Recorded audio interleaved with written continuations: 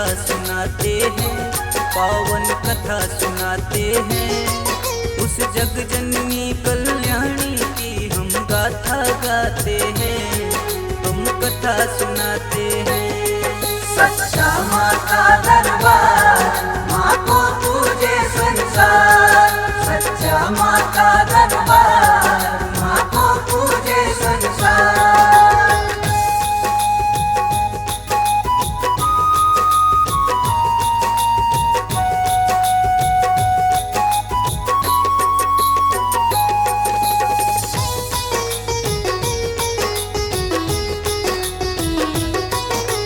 इंद्रदेव को शुंभ ने युद्ध में हरा दिया। स्वर्ग लोक का राज भी था अब उससे छीन लिया। मृत्यु लोक पाताल लोक में भी अधिकार किया। ऋषि मुनि और देवताओं को बड़ा ही तंग किया। उन दोनों ने देवताओं को स्वर्ग से निकाल दिया। करके सबने भगवती माँ को याद किया। उन सबके विनती को माँ ने भी स्वीकार किया। मन ही मन रक्षा करने का था वरदान दिया। बड़ी श्रद्धा से अम्बे का वो ध्यान लगाते हैं, पावन कथा सुनाते हैं। उस जग जननी कल्याणी की हम गाथा गाते हैं, हम कथा सुनाते हैं। सच्चा माँ का दरबार, माँ को पूजे संसार। सच्चा माँ का दरबार, माँ को पूजे संसार।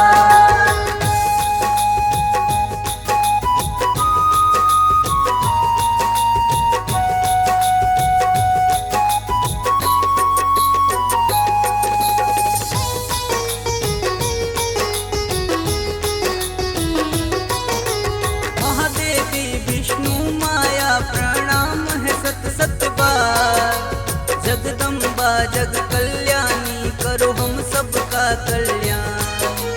अवतारिणी हे दुर्गा माँ है नमन तुझे सोवा। हे दुर्गा दुर्गवासिनी मैया शक्ति की अवतार। हे जग जननी महालक्ष्मी है सरस्वती माँ। कष्ट हरो माँ रुद्र धारिणी कहे जोड़ कर हाँ। अब तो आके हे अम्बे इस जग का करो कल्याण। हे वरदानी हे महारानी संकट में है प्राण। हे अम्बे हम सच्चे मन से तुम्हें मनाते हैं, पावन कथा सुनाते हैं। उस ममतामयी माँ जग जननी की गाथा गाते हैं, हम कथा सुनाते हैं।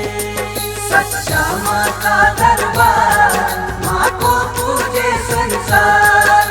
सच्चा माँ का दरबार, माँ को पूजे संसार।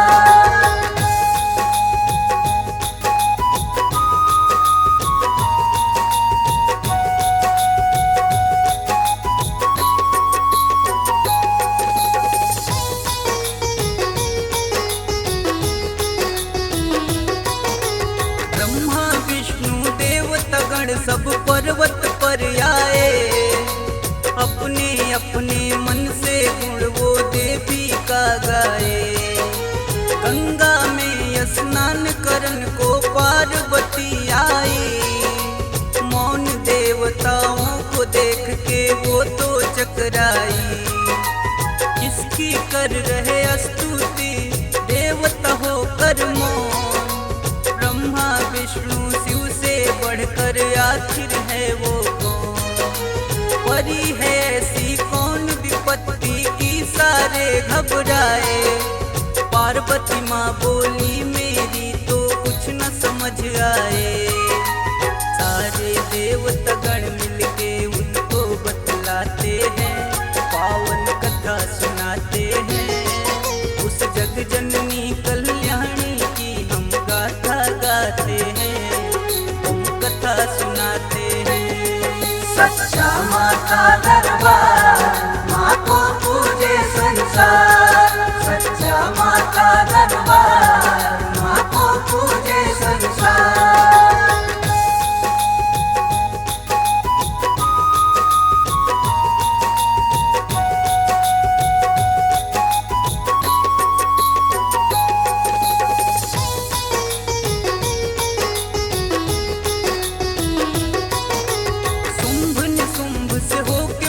अपराजित देवता आए यहाँ। उनके जुल्मों से तंग होकर अब हम जाए कहाँ।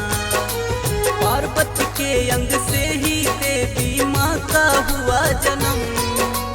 अंबिका देवी को देवों ने झुक कर किया नमन। देवी जन्म से पार्वती का वर्ण हो गया श्याम।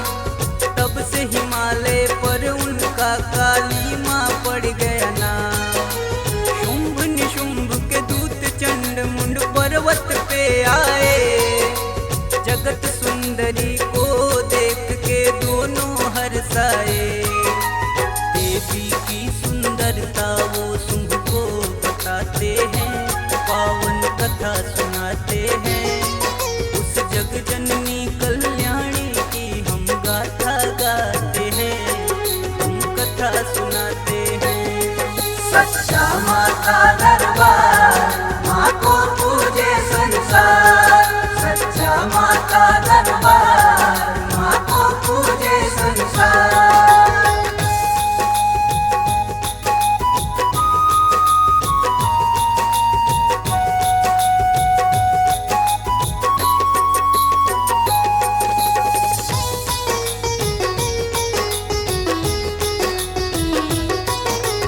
ऐसी सुंदर नारी जिसकी महिमा कही न जाए। चंदा और सूरज भी जिसके आगे है शर्माए। दूत बनाकर एक दैत्य भेजा देवी के पास। तुमको पत्नी बनने की उनके मन में है प्यास।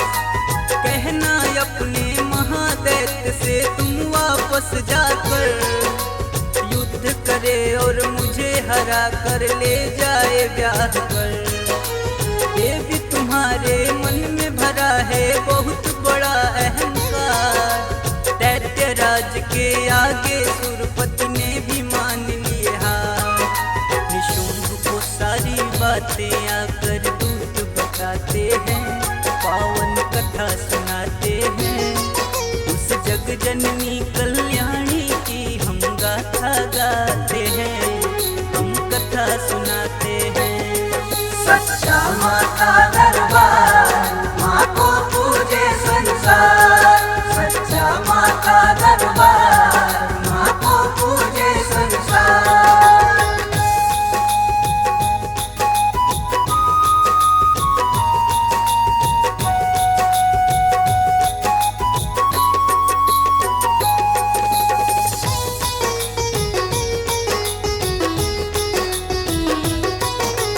सुनकर दूत की बात निशुंभ हुआ गुस्से से लाल।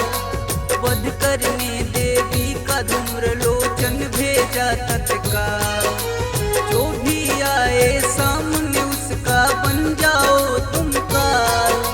सेनापति तुम खींच के लाओ उस धुरता के बाल। लेकर पहुंचा पर्वत पर वो सेना बड़ी विशाल।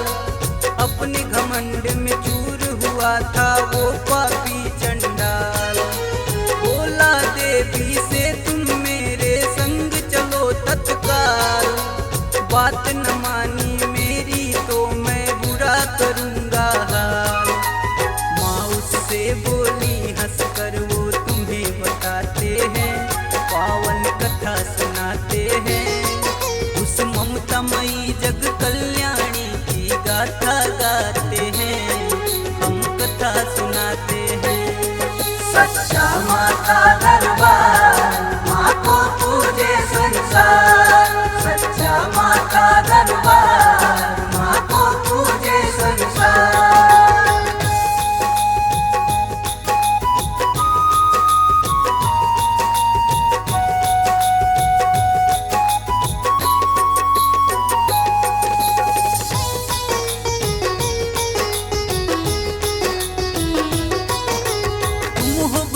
बलवान में नारी हूँ बड़ी कमजोर। ले जा सकते हो ले जाओ देखो तुम्हारा जो। देवी की सुन बात दैत्य वो क्रोध में आया था। माता की शक्ति को फिर भी जान न पाया।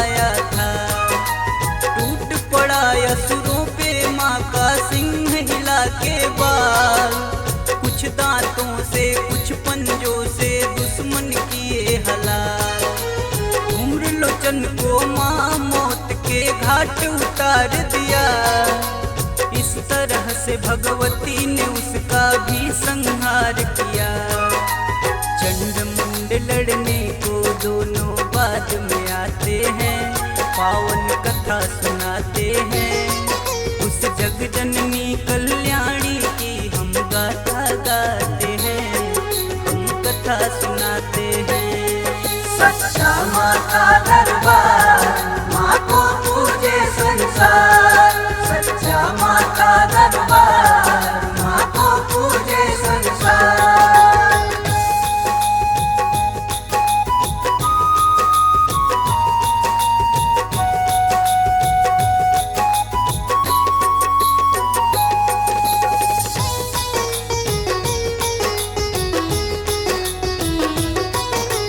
चंड मुंड आज्ञा पा दोनों लड़ने को आए। मात भवानी के ऊपर वो ऐसे बुलाए। उन्हें देख कर देवी धीरे धीरे मुस्काई। आगे बढ़ता देख क्रोध से भर गई थी महामाई। क्रोध के कारण माता का मुख हो गया था लाल। विकराल मुखी काली के मुख से धधकी है ज्वाला।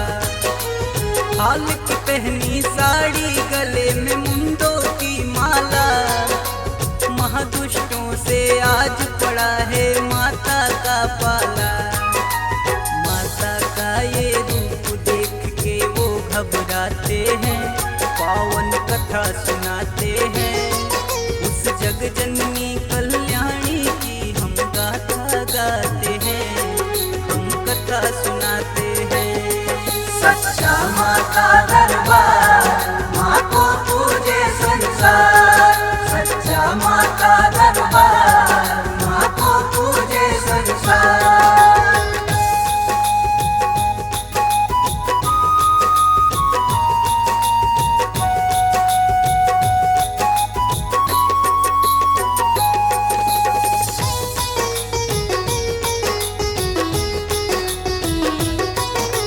बड़े बड़े दैत्यों का वध करती हुई महाकाली।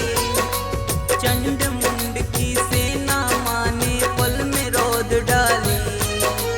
हाथी घोड़ों को भी वो दांतों से चबाती थी। सामने जो आ जाए उसी को वो खा जाती थी। भर गुस्से में चंड ने माँ काली पर वार किया। बल पड़कर माँ ने उसका मस्तक ही काट दिया। देख चंड की मात मुंड भी माँ की ओर दौड़ा। काट दिया उसका भी सर, माता ने नहीं छोड़ा। लुक छिप कर कुछ दानव अपने प्राण बचाते हैं, पावन कथा सुनाते हैं। उस जग जननी कल्याणी की हम गाथा गाते हैं, हम कथा सुनाते हैं। सच्चा माँ का दरबार, माँ को पूजे संसार। सच्चा माँ का दरबार, माँ को पूजे संसार।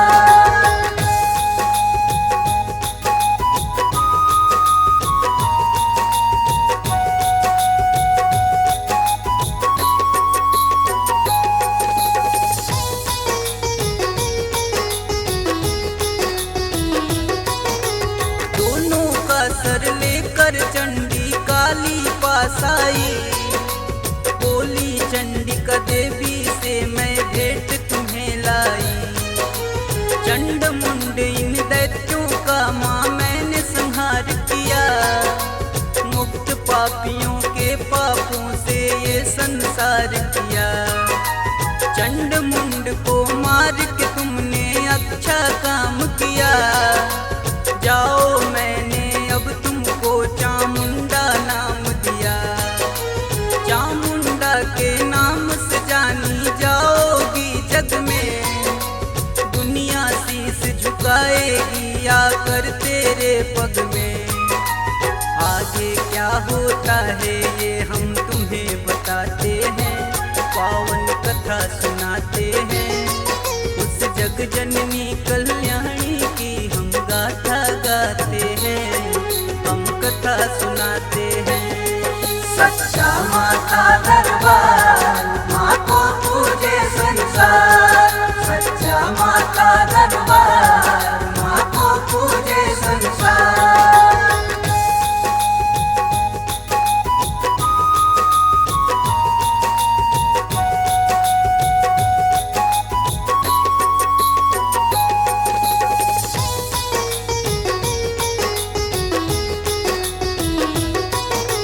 चंड मुंड के मरने से दैत्यों को हुई हानि, 86 सेनापति लेकर हमले की ठानी।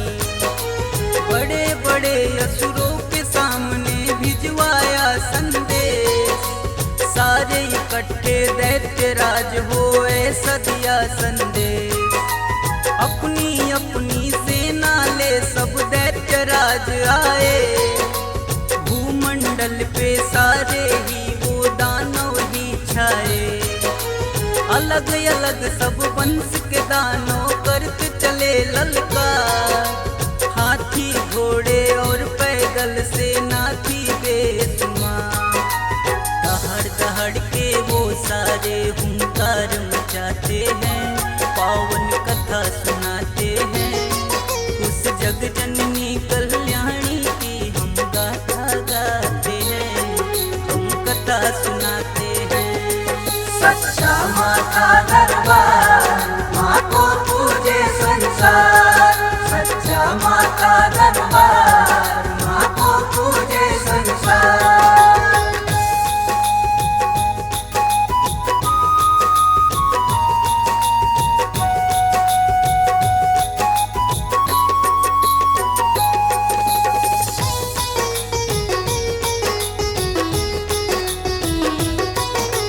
नरसिंही ने महादैत्य नाखूनों से मारे, शिवदूती के भय से भागे वो दानव सारे। महादैत्य एक रक्त बीज फिर लड़ने को आया, गिरते खून की एक बूंद सी बन की नई काया। हार गई थी सारी शक्ति उस पर वार करती, खप्पर लेकर चामुंडा फिर नया रूप धरती। जो भी गिरता खून वो माने मुख में घोंट लिया, रक्त बीज का पी के लहू चंडी ने खत्म किया। इसी तरह से रक्त बीज संहार बताते हैं, पावन कथा सुनाते हैं। उस जग जननी कल्याणी की हम गाथा गाते हैं, हम कथा सुनाते हैं। सच्चा माँ का दरबार, माँ को पूजे संसार। सच्चा माँ का दरबार, माँ को पूजे संसार।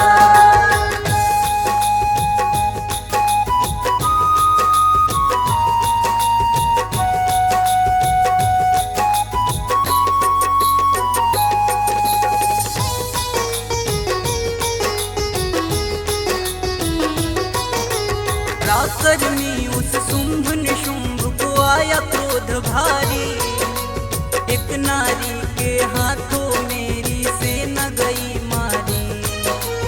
ओठ दबाता शुंभ चला वो महाशक्ति की ओर, उसकी गर्जन से धरती पर शोर हुआ घनघोर। शुंभ और महादेवी में था घोर हुआ संग्राम, लेकिन माँ चंडी ने उसका कर दिया काम तमाम। शुंभ की मृत्यु देख के ठहर निशुंभ भी घबराया, क्रोध में भरकर महादेवी से वो लड़ने आया। बोधि काल के मुंह में गया, सब खुशी मनाते हैं, पावन कथा सुनाते हैं। उस ममतामयी जग जननी की हम गाथा गाते हैं, हम कथा सुनाते हैं। सच्चा माँ का दरबार, माँ को पूजे संसार। सच्चा माँ का दरबार, माँ को पूजे संसार।